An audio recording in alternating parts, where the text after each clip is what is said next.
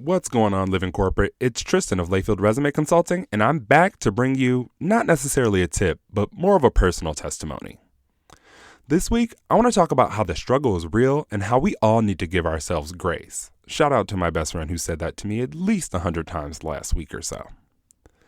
As a self-diagnosed hypochondriac, COVID-19 has my anxiety on 1,000.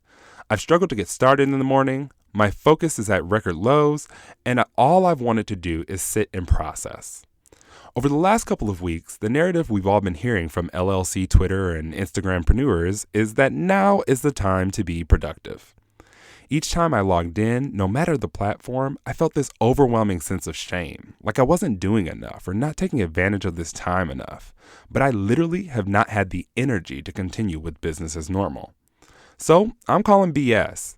While I get that work may be a coping mechanism for many, there are quite a few of us that are feeling overwhelmed and stuck.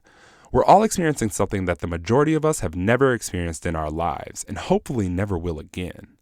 It's okay to give yourself grace. This pandemic has thrown us into a whirlwind of uncertainty, and many of us are experiencing loss in more ways than one. I'm here to tell you, it's okay to grieve that graduation, that job you lost, that opportunity you lost, your dwindling savings, your birthday plans, that trip you had planned, physical contact, that person you lost, your freedom, all of those things. Grief is not a linear process, and I encourage you to take the time to sit still, feel the feels, and process your thoughts. Being still right now doesn't mean you're wasting time. In fact, I think many of the people who are acting as if it's business as usual are doing so because they don't know how to process or handle stillness. All of us have been ingrained with a sense of urgency and have tied productivity into our worth.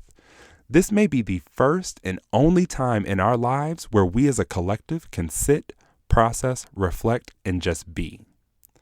Create time and space for you to unpack and process what's going on and how it is affecting you.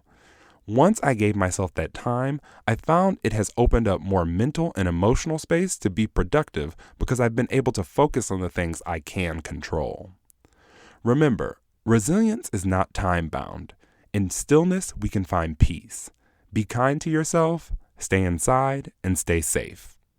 If you want to connect with me, check me out on Instagram, Twitter, and Facebook at Layfield Resume, or connect with me, Tristan Layfield, on LinkedIn.